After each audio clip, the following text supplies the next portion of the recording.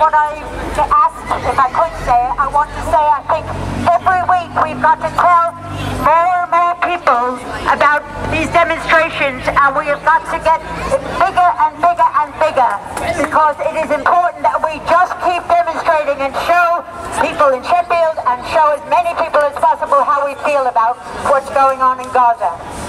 I asked if I could speak this week because of two things that came up last week on the demonstration. One was from Bashir, who pointed out that our demonstrations have nothing to do with anti-Semitism. And another was a woman who said there are more Jews in New York City than in Israel. So, as a Jewish person who was brought up in New York City, I wanted to speak out. Until I was a teenager, I don't think I met anybody who wasn't Jewish.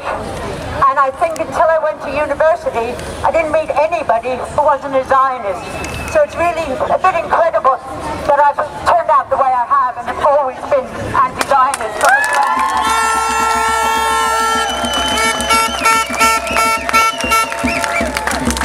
I wanted to speak out today, to speak in support of the people of Gaza, to speak against the massive killing of so many, well over 1,000 innocent people, to speak against the occupation, to speak against the apartheid policies of Israel, and to say very strongly, opposing Israel has nothing to do with anti-Semitism.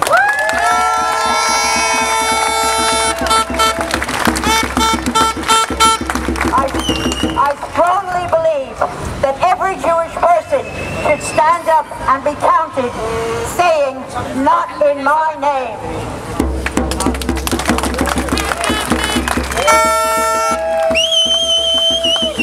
There are Jewish organizations all over the world that are supporting the demonstrations against what's going on in Gaza.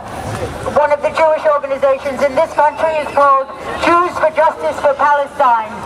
Last night I was trying to find out what was going on in the States, and in New York City over the last few weeks there have been demonstrations every week. Not in the same numbers as in London, about 4,000, some of them were less than that, but it is much, much harder to stand up and be counted in New York City, I'll tell you that. People are a little bit mad there, and very, very Zionist. So it's a more dangerous thing altogether, but people are standing up and being counted there. And one demonstration I saw again on the internet last night was in Tel Aviv.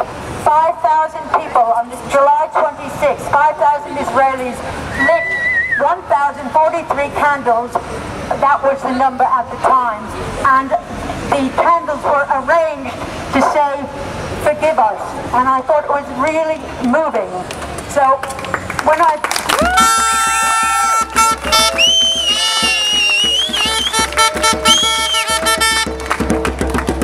visited Palestine a few years ago, a feeling that I kept having was, how could a people who have suffered so much persecution over the last hundreds of years, how could these people turn around and persecute another people? How could people who have gone through a Holocaust then proceed to ethnically cleanse another people? So my opposition to Israel's policy as a Jewish person has nothing to do with anti-Semitism. It has only to do with justice.